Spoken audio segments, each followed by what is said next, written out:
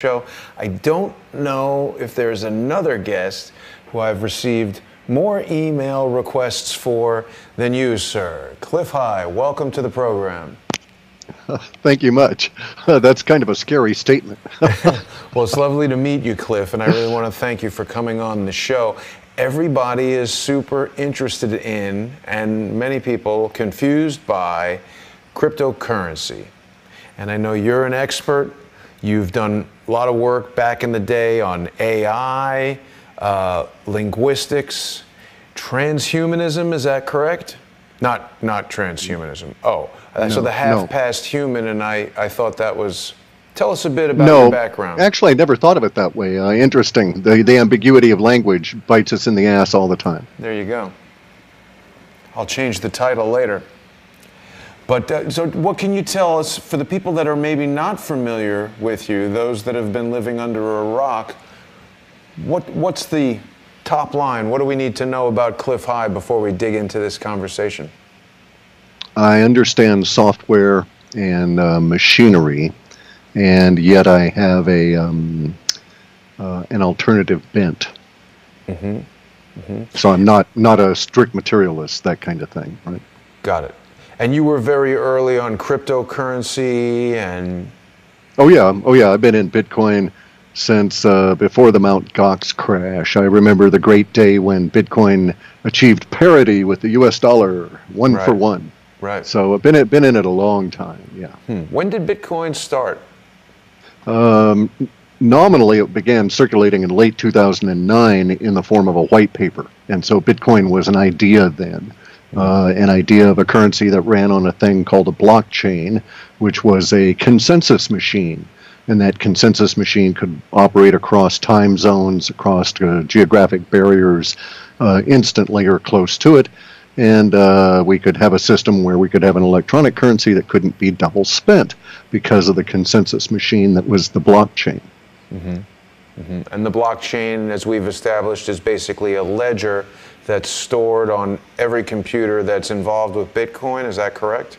No, it's a ledger that's stored in every computer that is mining or has a copy of the entire chain. So it used to be that when you got into Bitcoin, you would download a Bitcoin wallet, and the first thing it would do would be to connect to the blockchain and take 5 days or 6 days, depending on when it was. Wow. And it would then connect, and you had to let it run until it had an entire copy of the chain on your PC, and then it was relatively fast. Got it. And since then, we've gotten a little bit more diversified in our understanding of this.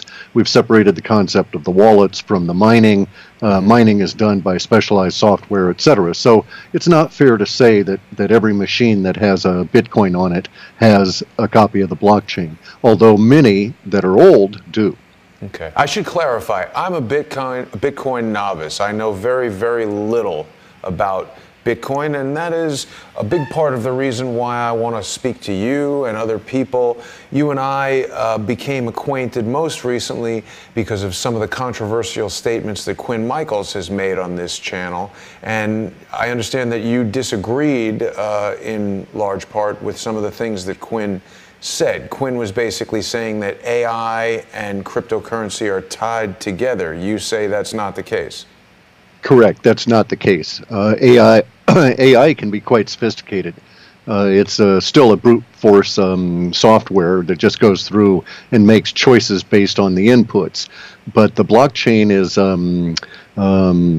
more solid, but at the same time far less sophisticated. The blockchain is a consensus algorithm, and that's all it is. And this algorithm is shared in software that's run on the mining machines, and they're all synced on atomic clocks. And that's essentially all that it is. To merge the idea of AI in with the software that is the blockchain and or the cryptocurrencies does everything a disservice. It muddies the water for those that are afraid of AI, that have watched too many movies of, the giant robot that comes and eats us all, or the computer that decides it's alive, that kind of thing. Right. Anyway, those people become scared. They don't want to mess with the cryptocurrencies or get involved.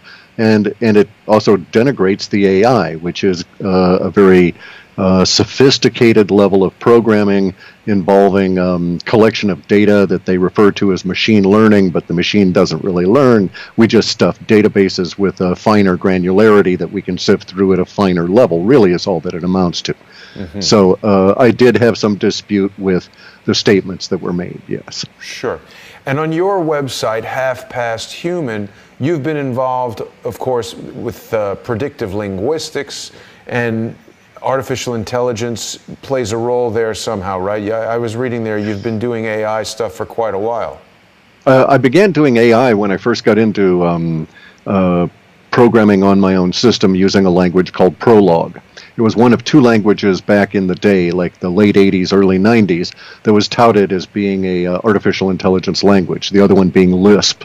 Mm-hmm. I chose Prolog for a number of different reasons, but it's programming in logic or predicate calculus, and it was used to make what we called at the time expert systems. Mm-hmm. And an expert system is basically a brain dump from somebody who knows how to do something to a coder who then encodes it in software. And so, for instance, you could do a brain dump on a mechanic, and he could diagnose, and we could do a chunk of software that would do diagnostics on a car based on what a human said about it, the kind of noises and this sort of thing. So all it is that person's expert analysis translated into software. And so AI at the time was called expert systems. It was a lot less sophisticated than now because it was all basically manual. One human had to tell another human who typed it all into an encoding platform we call software, and then it would run and we'd get feedback from it. So I've been doing this since about '89. Wow. And I use some of the aspects of natural language processing in my own system for predictive linguistics, which these days is called sentiment analysis. The large corporations, they don't hire predictive linguistics experts. They hire people that are expert in sentiment analysis software or some language around that kind of a different kind of a categorization of the subject. So you'll see that it's well established in all the corporations that are doing any form of marketing, from Google all the way down to your local tire company. So sentiment analysis, that's like some computer program is looking at the comments on a YouTube video and saying, hey, people are angry about this, let's put some trolly comments in along this line or something like that? Not quite that sophisticated. The software that I've run into that is out and about isn't so definitive as to say that they're angry. It comes back with results that are more nuanced, where it says this comment shades towards negative, or this comment shades towards positive, or this comment appears to be neutral, or this is a complex comment that has both aspects. And then you have a further level of an algorithm that decides what to do based on whether you're a bad guy or you're trying to market or whatever. Right. Now, so there was an article recently that said that Bitcoin mining was going to consume all of the world's electric power generation or something like that by 2030. I think I've got it right here.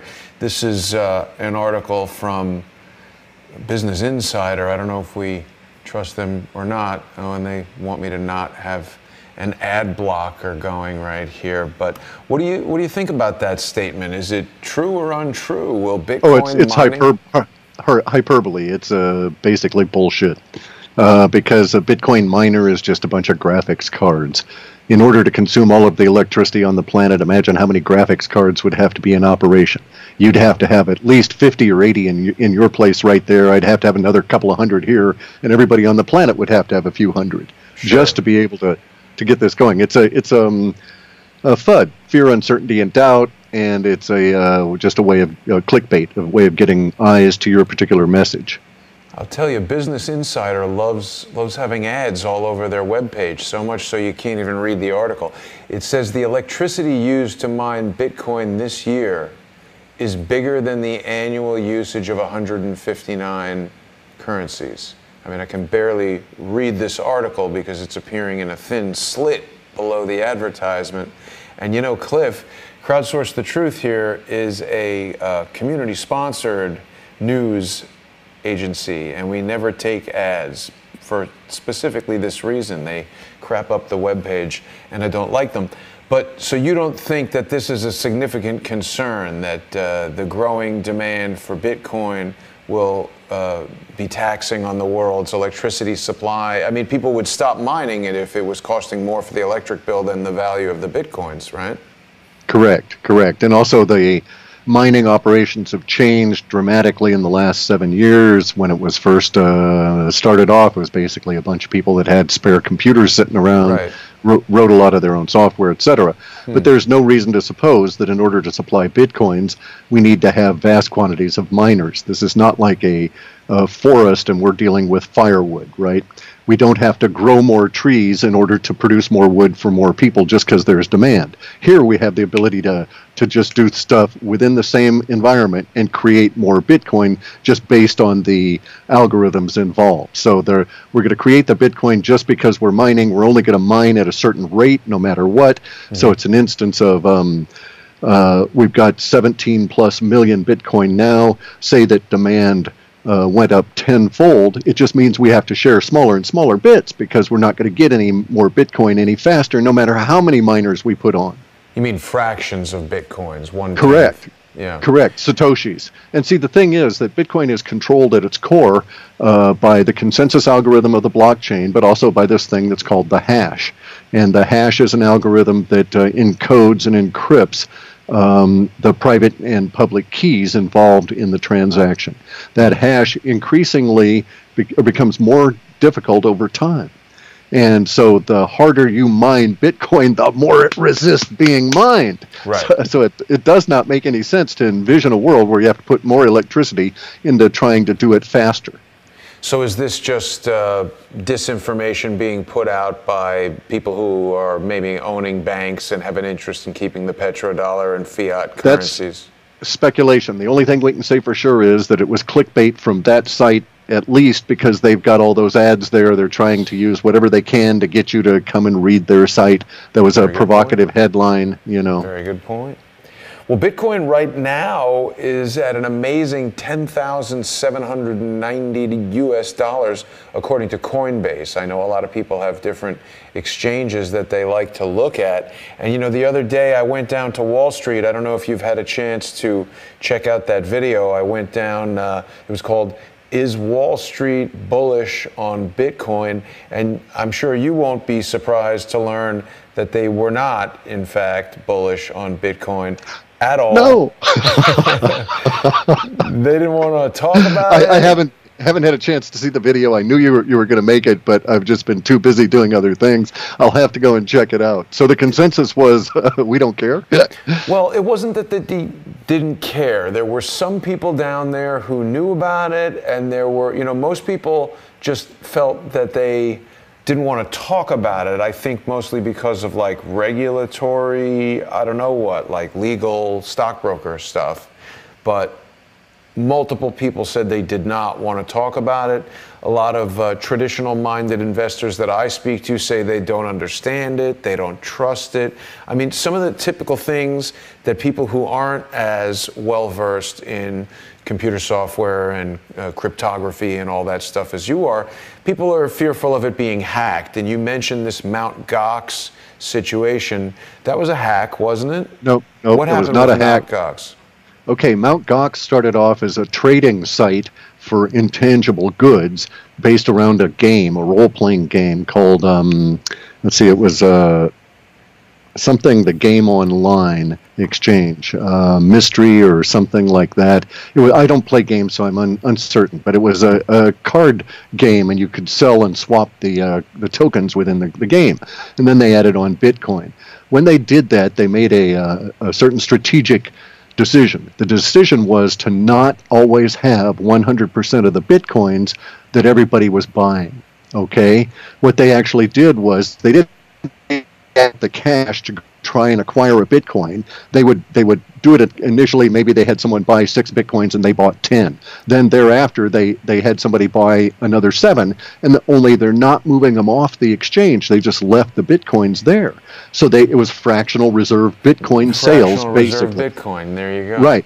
Okay, and so it was all internal. They claimed it was a hack in order to get out from underneath this inverse pyramid that was going on at the time, right? They claimed it was a hack. There was no hack involved. Really? What had happened was they had not bought enough Bitcoin. People were trading the Bitcoin back and forth at a furious rate on Mt. Gox, making transactions with them. One day, Mt. Gox got a situation where someone had amassed, in sort of a poker game version of trading, had amassed a lot of the Bitcoin and then tried to take them off the exchange, and some of them didn't exist. And so everything crashed at that point. The blockchain per se can't be hacked. It could theoretically be taken over if you got 51% of all the miners to agree. Then they could change software, or they could decide to do something, and they would own the blockchain.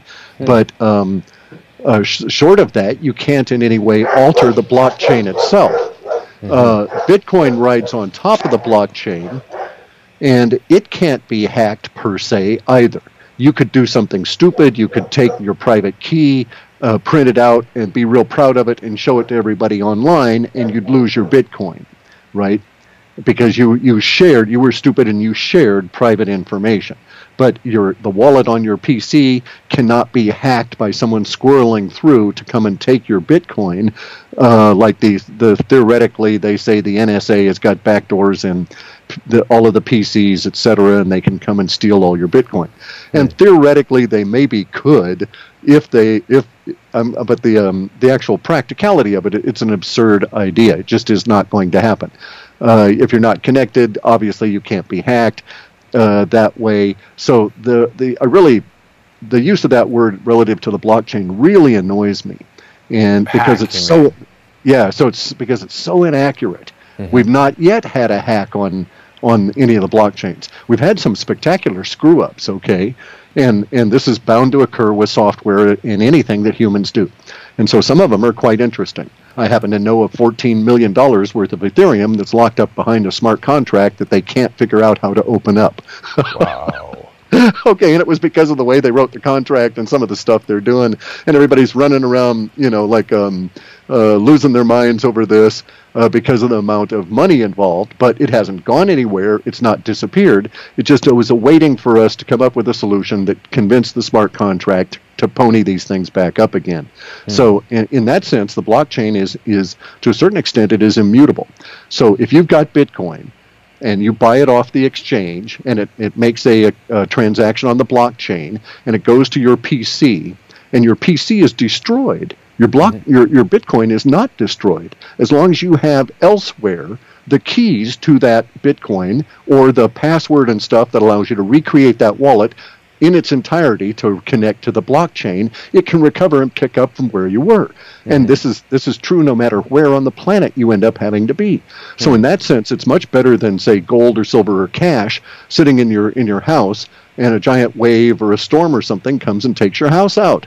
Right. Well, here, if that occurs, you just walk on over to someplace that's dry and warm and stuff, go into a motel, open up your laptop, download another wallet, recreate the whole thing, and you're back in business. Right. Now let's get back to AI for a second, because another topic that we've been talking about quite a bit is, strong AI, and that has been coming up quite a lot lately with Sophia from Hanson Robotics, the first, Hanson Robotics doesn't want me to zoom in on their page, but of course, Sophia is the first robotic citizen of Saudi Arabia. And there is some kind of, time where she won't be allowed to drive. No, they changed that about 2 weeks ago. Okay. But there is something with blockchain. I've heard, one of the guys who is the principal at Singularity.net, Dr. Ben, what's his name, Goetzel or something like that? I'm sorry, Dr. Ben, I'm screwing with your last name there. But they've got this AGI token. Does that have nothing to do with cryptocurrency or blockchain? Sure, but it's an attempt to tokenize an AI market. Okay, these guys are not saying they're going to merge AI with the blockchain, and your coins are at risk from AI. Singularity is in fact attempting to create a marketplace for AI software, and to have a lot of people cooperate by creating AI software, putting it out there to do work, and then getting paid through the software doing the work through their platform. And their platform is going to use those tokens as its means of expression between the parties involved. And it would be, you know, like if I were to take part of my software and have a little predictive linguistics module and offer it for for work for hire on Singularity, I could do that, and then it would go out and negotiate contracts and do work for people, and then it's sort of like excuse me, sort of like having an API or application programming interface into your software that you then allow people to use for money. I see. Okay. Now, the other topic I wanted to ask you about, well, all these websites with their damn ads, very annoying. So we recently heard a statement from the founder of Wikipedia, and this I saw on, I think this was CNBC. He's saying that initial coin offerings, although they're the hottest craze in cryptocurrency, they're an absolute scam. That's from Jimmy Wales. What do you think about that statement? Not much. I mean, that's his opinion. I don't find that to be the case. Actually, it's a new ICOs as opposed to IPOs. It's a new take on funding, and it cuts out the banks. It cuts out a huge. It's called disintermediation. It slices out a huge level in the middle. It's going to do away with all the people that made bonuses on offering shares of somebody else's company to their clients and taking money from all the parties in the transaction at all these different areas. Okay, so it's going to cut out the Wall Street people that are in the middle of IPOs. IPOs are dying as a funding mechanism, and the reason they're dying has to do with their structural incoherence and incompetence in today's age, and the costs that are involved that need not be there. And then we have an electronic, easier to understand peer-to-peer method that allows funding to occur. And so in that sense, no, it's not a scam. It's a legitimate way to fund an enterprise of almost any kind these days in terms of a commercial offering, right? If you're going to produce a product, if you're going to come out with new software, if you're going to send rocket ships to the moon, you don't want to mess around with IPOs and have bankers take 35% of everything that's involved. If you can also lower everybody's cost and get more money, you'd be foolish not to. And there's a benefit also to the investors here.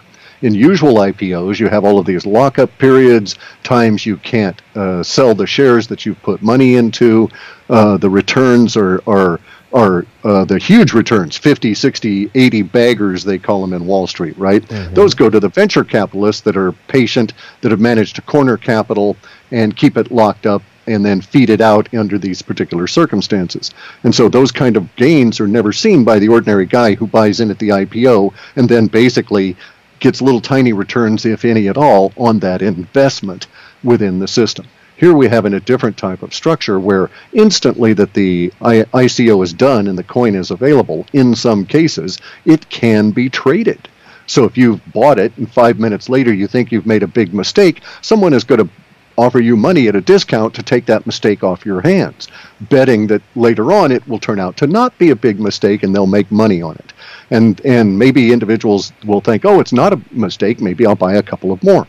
And they hold on to these things, and they're small investors, and they don't necessarily meet the qualifications for sophisticated investors regarding, as the SEC, et cetera, would see it. But nonetheless, these people are the ones that are making the 50, 60, and 70, and 80, and sometimes hundreds of thousands times return on their investments. And the firms are getting money in a cleaner, easier fashion. The whole thing can be managed with smart contracts. If you don't get a certain amount, you can undo it all and send all of the money back.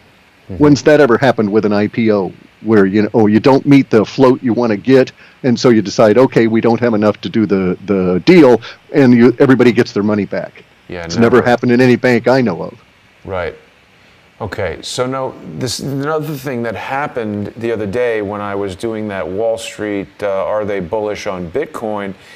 I went down there because when I woke up in the morning, Bitcoin was like 11,700 or 11,400, something incredibly high. And while I was doing that live stream, people on the stream were telling me that Coinbase crashed.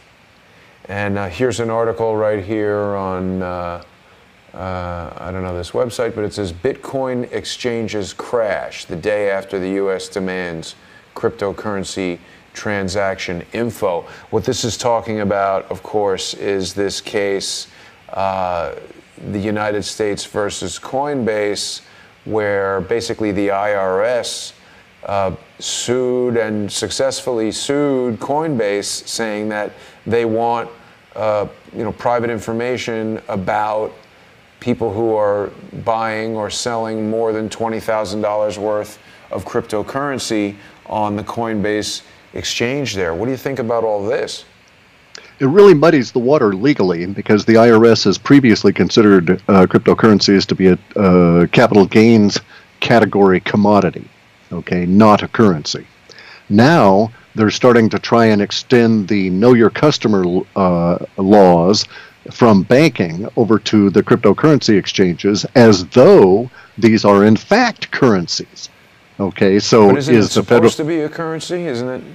The government says no, that these are not currencies. They don't want competition to their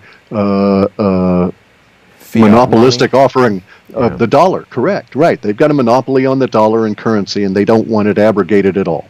And so they've always declared that cryptocurrencies were fine, go out and play all you want, but it's like buying, magic pumpkins out of a game for the next time you play the game. It's a capital gain expenditure, right? There's a $400 million market globally as people buying things that allow them to level up in games, these sorts of things. And the IRS has always treated, and that market's been going on for 15 or 20 years in that level of activity. And IRS has always treated that as a capital gains endeavor. So if you were a 16-year-old kid and you were good at the game, you could hoard the treasures and hawk them in the open market, and then you'd pay capital gains because you were too young to be paying earned income on it, right? And they've always maintained that. So now, though, it sounds like what they're trying to do with Coinbase is, they're understanding how fast it's changing. Yeah. The whole fiat, the whole landscape underneath them, the financial sector landscape that accounts for 18% of the U.S. economy. B, it sounds like they're trying to start thinking of these things as currencies. And C, it sounds like they made a deal with Coinbase, and Coinbase says, and it was something effectively, that 20,000 is the limit. We're not going to give you any information on the people that are below this. And so it sounds like they worked out a solution, which I think is again muddying the waters in terms of how we think about this, because it seems as though a few years down the road, IRS will be considering these things to be actual currency, and it'll be going through more of a Forex kind of an approach for taxation, as opposed to the straight capital gains commodity kind of a taxation. And this is going to be a big shift, is in fact a big shift, is in fact occurring now, and it actually doesn't bode very well for the government. It's going to drive them crazy trying to decide what amount can be taxed in what kind of a transaction with cryptocurrencies, where you can have trading transactions that settle.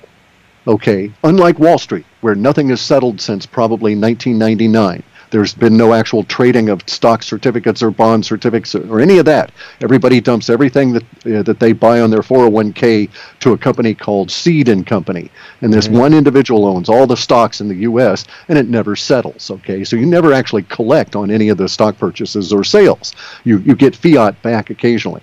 But these transactions settle. They're individually directed, so they don't go through a 1099 reporting organization. And it's going to be just hellacious for the government to input all of this level of transaction from all these millions of people that are going to voluntarily tell them, well, yeah, I traded, a tenth of an ether and I got 115 populist coins, and I traded 7 of those and I got, 50 of these, and I got 15,000 dim coins, that kind of thing, right? Well, that's part of the confusion, I think, is that there's so many of these coins. Buck Richardson in the comments here says Coinbase is a scam. I don't know about that. Yeah, I think this guy is pretty much a butthead. Okay. The guy that's saying this. Coinbase is a fully operational business. I know they're a business because they're getting pressured by the IRS on this. I've run into this. I've been doing crypto business for have been involved in the crypto space since 2010-ish, and have been aware of all of the problems that the various states have thrown into the mix. So, for instance, a number of the exchanges won't deal with people in Washington State, where I live. And it's Why? because Washington State government says if you're going to sell or have financial products that we consider these things to be financial products, not commodities. And if you're going to do this business in Washington State, we need to know who you're dealing with, how much they're spending, all of this kind of stuff. And so these exchanges say, nah, we don't want the reporting headache. We're not going to rat out our customers just because you government types demand it. We're just going to legally not do business with people in these states. And so it's not detrimental to the exchanges. Coinbase is now hauling in 100,000 new people a week, a day. I think it's a day, maybe even now. Wow.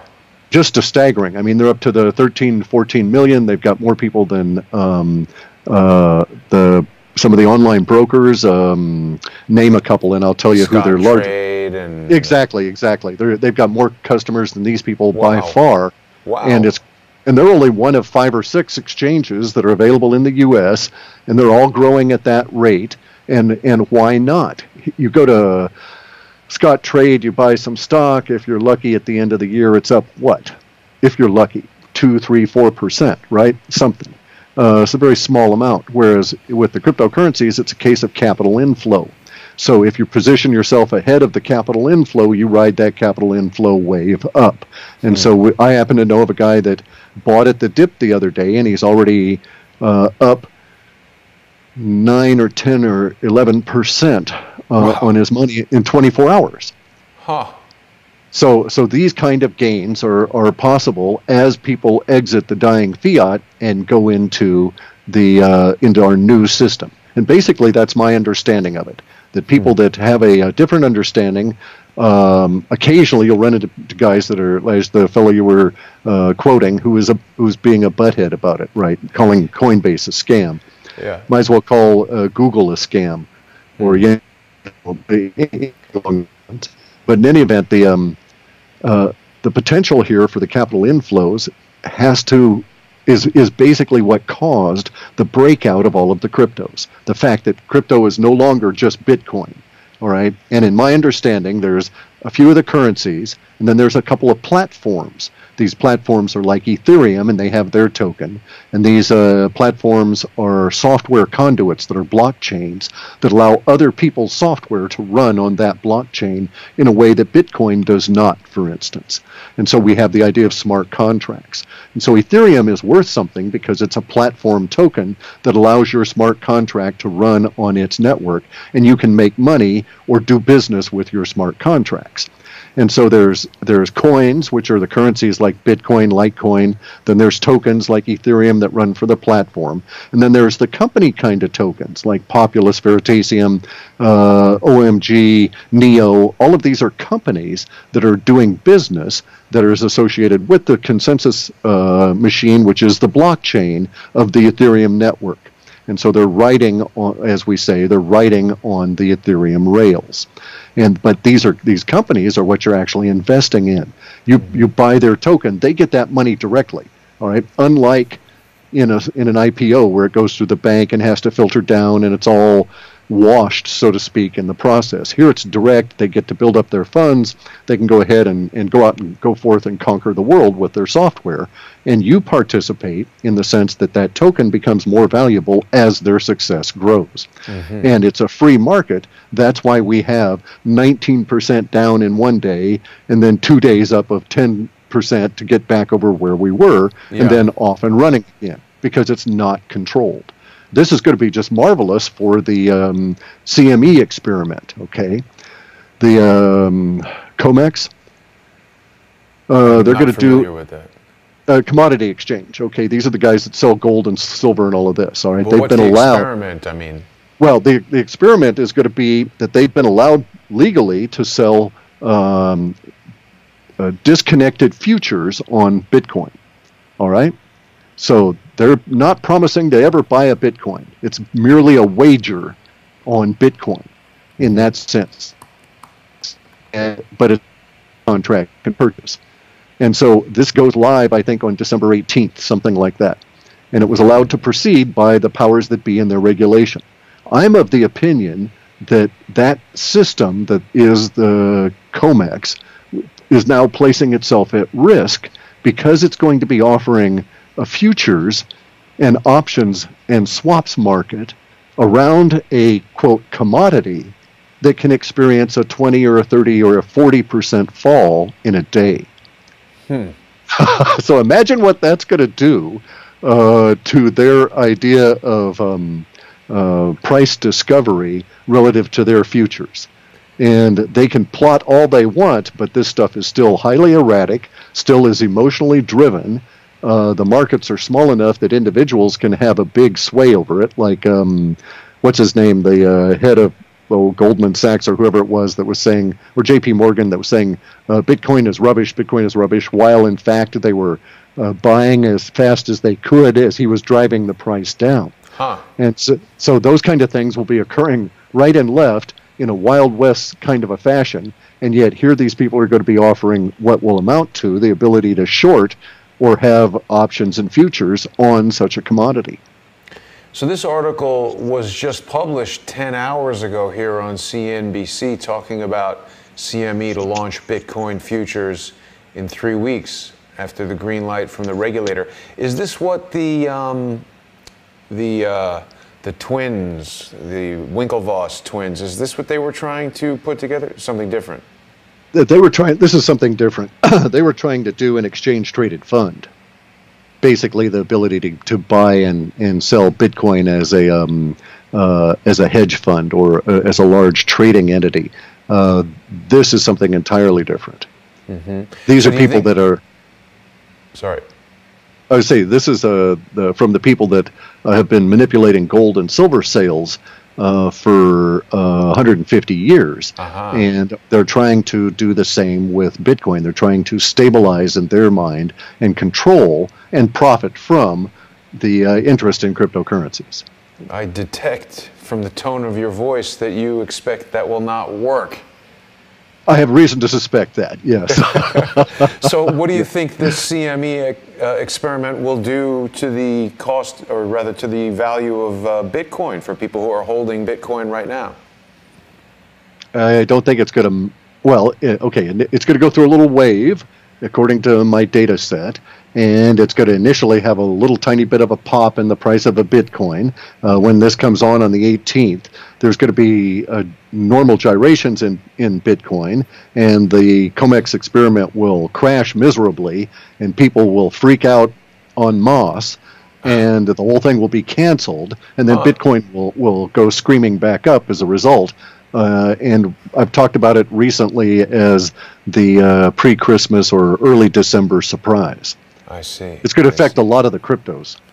So what do you think is the most promising cryptocurrency right now? Or is that, I think I saw a video where you said you don't talk about that because you don't want to affect the market. Yeah, I don't want to get into specific cryptos outside of my reports, and I'm careful in the language there. I don't say run out and buy XYZ cryptos. Yes. I do have a particular industry sectors that seem to be very well suited to blockchain activity. And so in that sense, we talk about some of those that are emerging, and there may be a number of crypto companies within these. Well, before we go there, I just want to let people know that they can purchase that report on your website, which is halfpasthuman.com. And there's a link right there where people can purchase the report. They can support Clif High's research. What will people find in that report, Clif? It's broken down into basically 3 sections. I give an analysis of some ICO companies that are coming in, the basic due diligence of these companies in terms of who the people are, have we been able to validate their claimed history, this sort of thing, facts and figures on them, and then some analysis of their business model, and that's in the middle section. And then we have what we call the flow, which is the predictive linguistics that gives a sort of a woo-woo or fringe view of what's going to happen over the next few months. It's actually predicting what's going to happen over the next few months in this section in a broad sense relative to the economy and where we're headed and and some of the shocks that are going to be impacting us. Then the last section is an analysis of a number of the various different existing coins and tokens and where they will be relative to that flow of the next few months. Mm-hmm.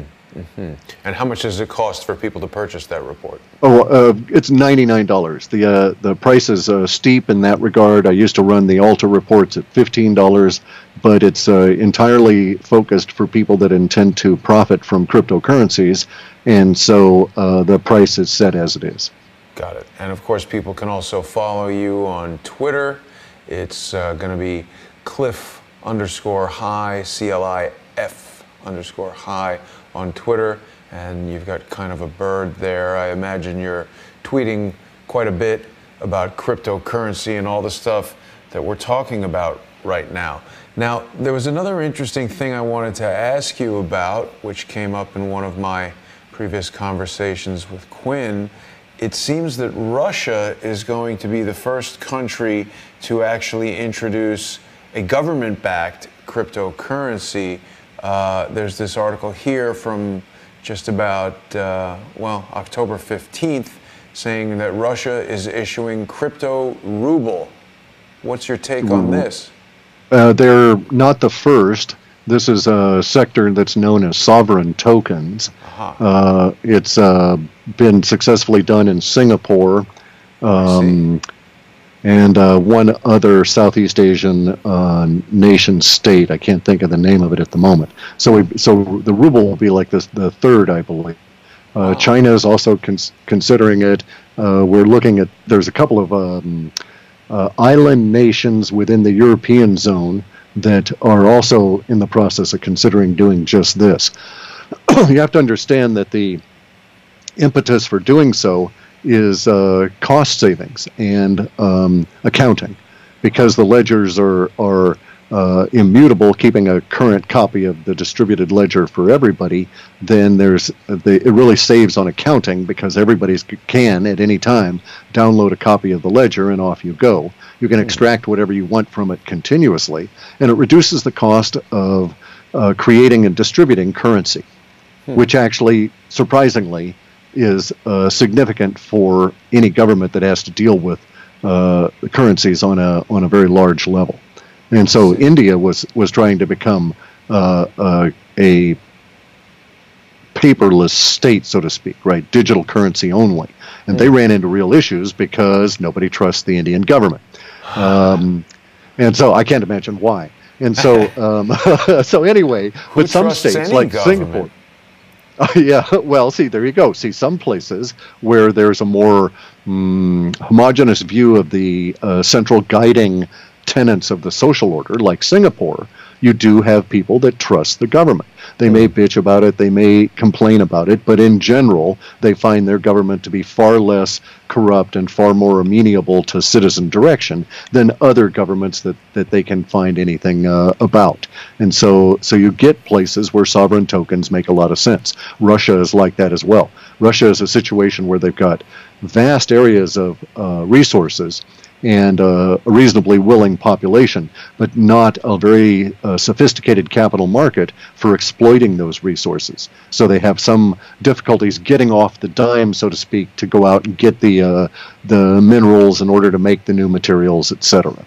And so the crypto ruble will get them over a couple of hurdles. I see. So are you feeling that the crypto ruble will be good overall for cryptocurrency? Will it be good for the dollar or bad for the dollar? Or what do you make of all that? I think that the dollar has got its own issues independent of anything that goes on. Okay, the dollar is reduced down to less than 2 cents worth of purchasing power from its creation in 1913. So it really should be called the U.S. 2-center. It's not, because that's all it'll buy anymore. Wow. That's what planned central planning and inflation does to a currency, and we see the opposite of that occurring with the cryptos, where in fact the limitations that are put on them and the decentralized nature has people going into them, and they're rising, especially against the hyperinflating of the currencies. So the crypto ruble in no way is a nail in the coffin of the dollar or anything. But the dollar, the people that run it shot it and it's been bleeding to death for the last 30 years. I think it's bleeding oil.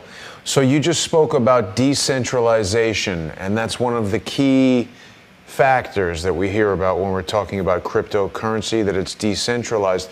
Another point that Quinn raised that really struck me was that despite the decentralization of these cryptocurrencies, we've got things like Coinbase and BitPay and these various exchanges and services that have sort of risen up around the cryptocurrency market that allow people to interface with these cryptocurrencies and use them in practical ways. And so many of these things are controlled by people like Peter Thiel and big, huge investors.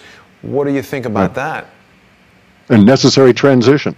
They're a necessary transition as we leave the fiat currencies and move into some other new system. Along the way, I expect a lot of these exchanges and services will be disintermediated themselves.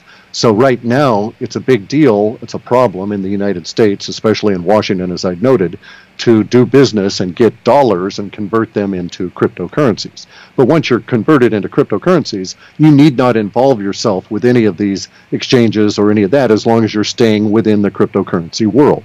There's a lot of decentralized exchanges that nobody owns, that is peer-to-peer connections like Ether Delta and this sort of thing, where it's peer-to-peer exchanges of cryptocurrencies. So there's no third party involved. It's truly decentralized. And so, in fact, the disintermediation metaphor within the cryptocurrencies is continually refining itself. So yes, we have Coinbase. We'll always probably have Coinbase until the dollar has basically been swept up into the new system. So maybe 2 or 3 decades even, who can say? But it will diminish in terms of its meaningfulness within the overall system as we go forward, as more and more people get into cryptos and then just simply don't come out. Cindy the nurse is asking, what's the best software to mine Bitcoin? I think it might be a little bit out of the range of the average computer user at this point. Is that not correct? That's correct, simply because of the speed that is involved with the large mining operations. There's much more economic currencies to mine, so to speak. Okay, so there's a lot of different protocols you can mine. You can mine Litecoin, Vertcoin, a number of different coins can be mined, and a lot of those softwares are free. If you really want to get into this, go to YouTube and just put in cryptocurrency mining, and then look at where you want to be on that sophistication layer, right?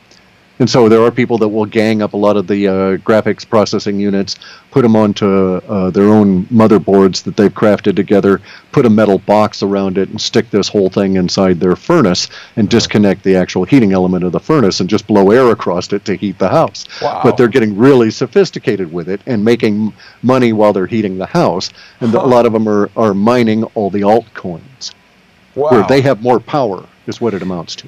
Well, but so let me ask you this. Let's say you're a nurse like Cindy and you don't have time to be building computers and, heating your house with them. What if you just, had a laptop, let's say, and you wanted to turn on a piece of software while you sleep? How long would it take to mine 1 Bitcoin on a laptop you would go buy at Best Buy? It's not a question of how long. It would really be a question of if. Okay, because bear in mind that the consensus network, it's a cooperation, but it's a cooperation built around competition, where everybody wants that next Bitcoin that will be generated by the algorithm. In order to do that, you've got to be spot on time-wise, getting your processed block onto the blockchain, where everybody agrees you got there first before anybody else, so you get the reward. And so they've got very sophisticated computers operating at extremely fast with extremely fast chipsets, and they're able to complete the processing, which is the hash. That's what slows all the processing down in the mining, is the encryption part of it. So your laptop simply won't compete at that level. It'll just always be losing the race. Right, and mining is not necessarily the best route to get into unless you're really technically into it. Unless you're, a hardware geek, I really wouldn't mess with mining per se, nor would I mess with mining pools that are operated on software, because basically those are all scams. Mining pools are scams. The vast majority of them are, yes. Trying to do what? Get malware into your computer? No, it isn't that so much as they try and get you to buy into their mining pool by giving them cryptos, and it's a big Ponzi scheme kind of a thing, basically. And so they're paying out to the new guys some of the cryptos they've already got in order to entice them, but they're not really doing any mining. Okay, so you can't tell if someone's offering a legitimate mining pool, and if they're going to be doing pool mining and they're after the Bitcoins, they're not going to be sharing them. Got it. Got it.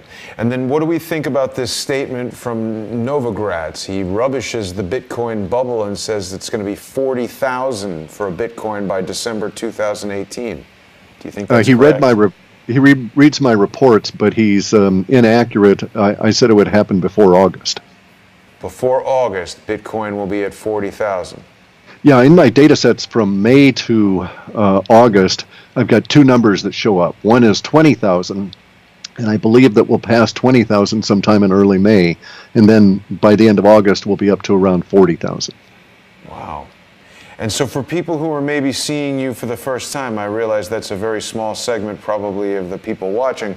But of course, Crowdsource the Truth isn't exclusively focused on cryptocurrency. So there's a lot of people who maybe are hearing about this for the first time. How accurate have your predictions been historically in terms of making these price goals for Bitcoin? Extremely so. Scary accurate. Okay, my usual Alta report, predictive linguistics, I would say that my accuracy rate is around 50%, which is still, so half the stuff is wrong, but half the stuff is accurate on time, and that's still twice as good as chance. However, with it's because of the unique aspect of the cryptos. The fact that we're making up so many new words. Sorry, you cut out. Back up there for just a second. Half sure, your stuff okay. is... Okay, so half of my stuff is inaccurate, but that's still twice as good as chance would allow. Okay, and that's consistent. I'm twice as good as chance with my Alta reports in the last 20 plus years. Now, with the cryptos, however, I've been much more accurate. And the reason that is because there have been so many new words that have had to have been invented within the cryptos. These words are not ambiguous. Therefore, we don't have any fuzziness that creeps in the data processing for the predictive linguistics.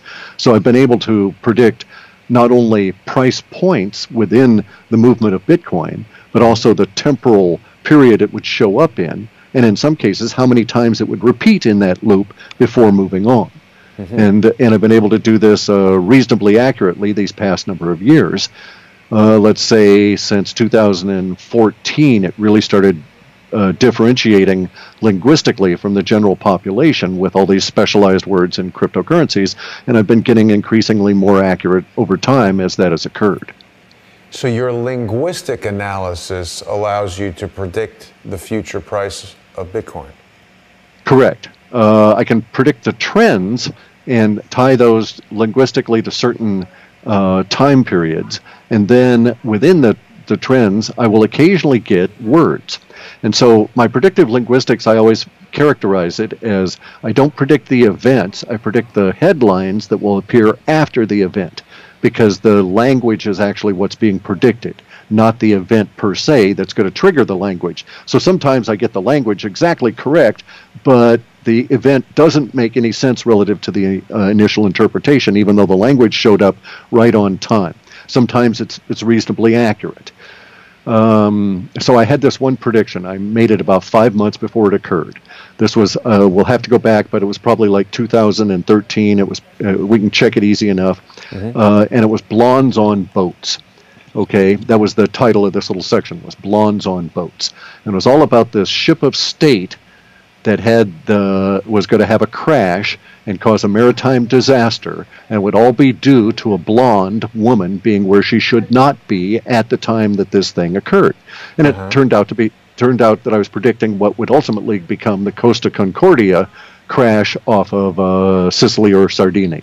I remember that, yeah. Okay, and so I did that 5 months ahead of time, and the linguistics were 80% fulfilled, which meant that 80% of the words that I had predicted showed up, and we got 80% of those right in the articles that were written after it occurred.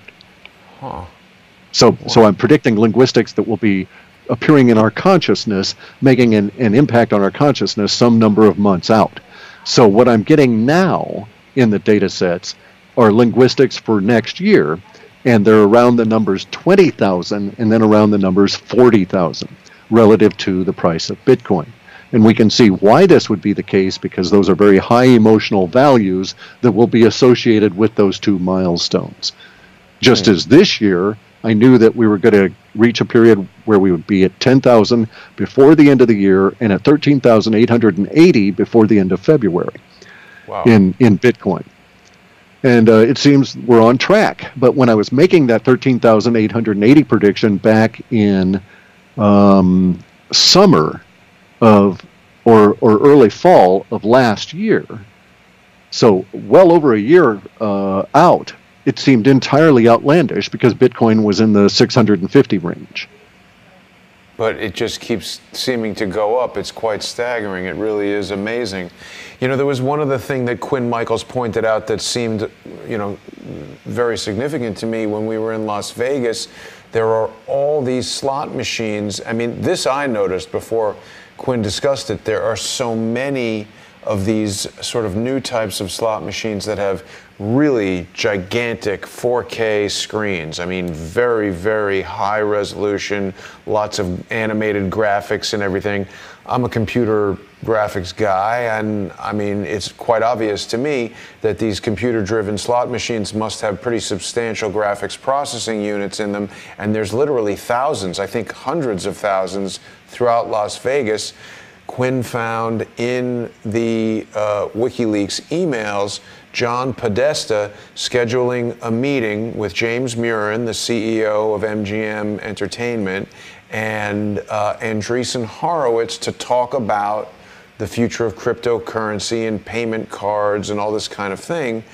And granted, there was some amount of speculation going on, but Quinn was drawing a connection between crypto mining, MGM Entertainment possibly creating their own cryptocurrency based on Ethereum or Bitcoin or one of these types of things.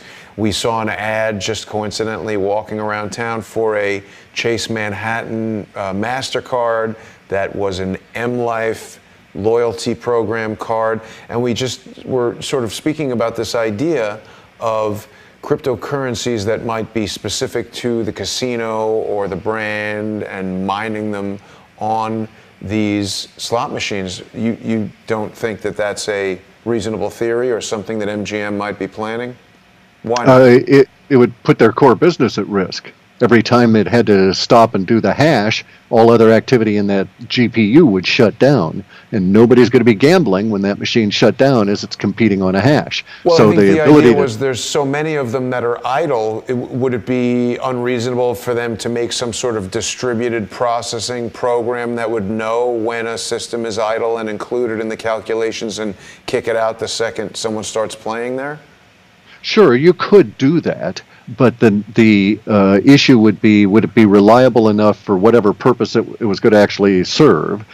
Because distributed processing systems subject to real-life interaction with humans walking through and causing changes in those systems are going to be very unreliable. Especially on something like that's concentrated like the hash. You don't understand what these machines have to go through to complete hashing for various different kinds of cryptos. So it is possible that MGM is going to introduce their own cryptocurrency. It makes a lot of sense to get themselves out of the dollar business, where you'd come on in and exchange your cryptos or your dollars for their currencies, and it also locks you up and keeps you into their system, so to speak. And because they're definitely trying to do that, the whole M-Life, keep you on their card, their points, that kind of thing. Also, the high-res monitors and stuff you were talking about are all to try and trip the dopamine response. I am familiar with a lot of the software goals within the displays of these machines, and they would be in direct conflict with any other use because their goal is to induce you into this state of dopamine receptivity with your actions with that machine. And so this requires basically the entire resources of the machine in order to keep that entrainment going, such that you keep feeding in the money that the M-Life demands.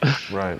Yeah. So, no, I don't find it credible from a business perspective, and it would require a whole nother IT department just to manage. You'd have the systems fighting each other. There's all different kinds of business reasons that it wouldn't make a lot of sense. Having their own currency makes a lot of sense, and that would be distributed and handled in an entirely different way. One final question I want to ask you. There's been obviously this huge purge in Saudi Arabia.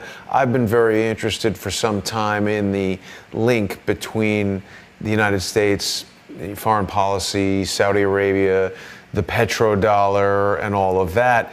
And obviously, you know, the entire value of the US dollar is tied to the worldwide demand for oil, and the US OPEC stipulation that people must purchase oil and sell oil only for dollars. How do you see cryptocurrency? You know, obviously Saddam Hussein wanted to sell oil for euros. I think the Chinese and the Russians might want to make the yuan the US reserve currency. Do you see a cryptocurrency supplanting the petrodollar at some point within our lifetimes? How will that affect foreign policy and Saudi Arabian Kingdom and the United States and all of that? It's a power shifter. It's a game changer that pulls the tablecloth off the table, kicks the table out of the area, yanks the chairs out from underneath all of the players, and puts holes in the floor.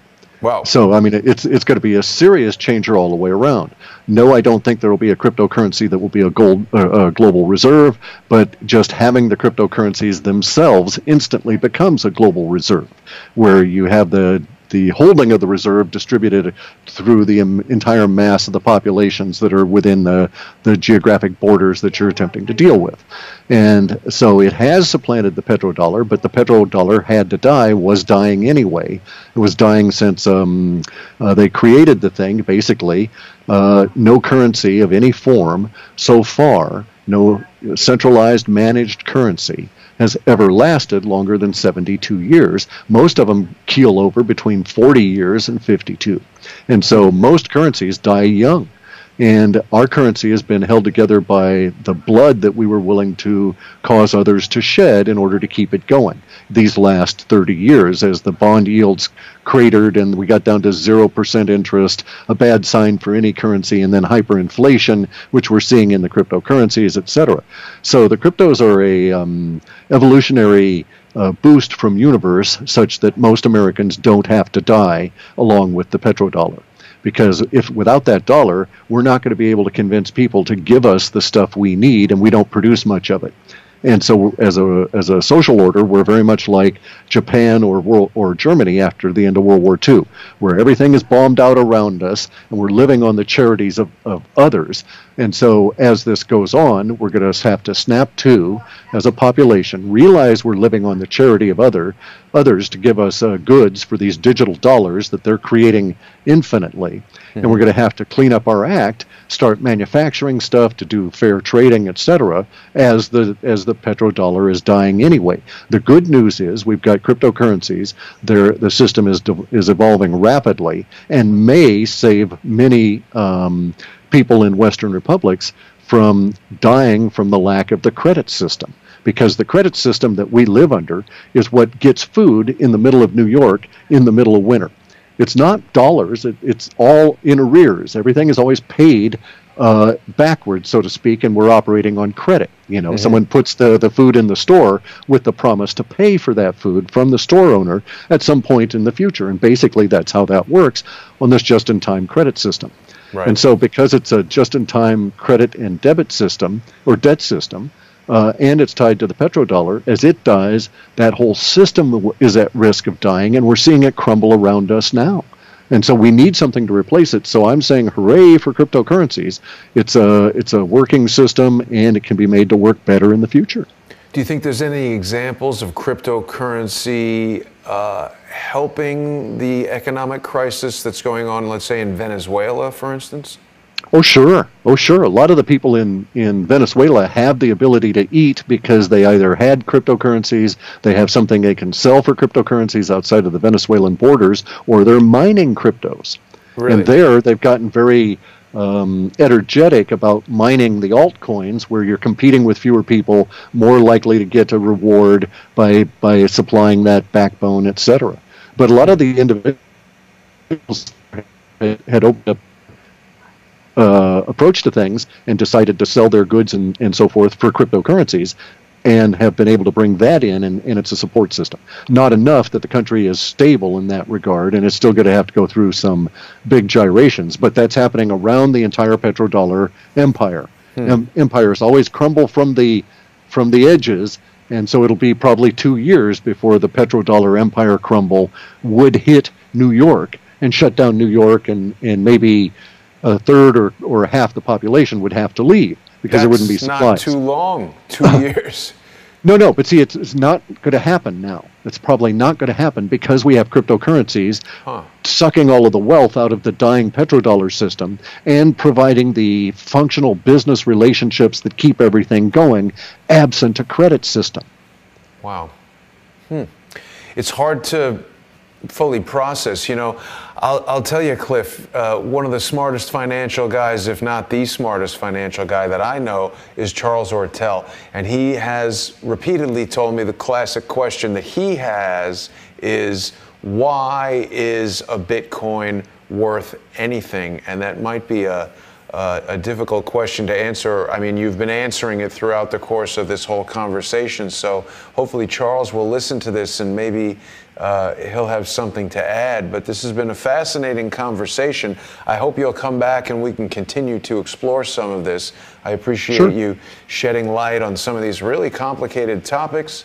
And is there anything that you wanted to share with everyone before we go? No, nothing I can think of. You know, good luck to us all in the future, and get into cryptos. Right, and certainly people can go to your website there, halfpasthuman.com. They can purchase the report. They can learn about all of the incredible information that you're sharing, and read it a couple times, because for me it's difficult to get this stuff on the first take, but it sounds really good. And people should also be following you on Twitter, Clif_high on Twitter. Keep up with all of that. I would encourage people, if you like the broadcasts here at Crowdsource the Truth, get on to paypal.me, crowdsource the truth, or patreon.com, crowdsource the truth, and become a sponsor. If you're a Bitcoin millionaire and you're out there, you can sponsor the channel with Bitcoin, and we will survive the collapse of the petrodollar. There you go. And we can keep. Do you have your address for donations? Is it posted? Well, I'm glad you brought that up, and I want to clarify, I never refer to payments that people make to Crowdsource the Truth as donations, because I feel, as you do, that words have power, and to suggest that it's a donation might falsely imply that this is a charitable organization. This is a business, it's a news agency, and if you choose to sponsor it, you're paying money to a private business. It is not tax deductible, but you are keeping the independent news alive.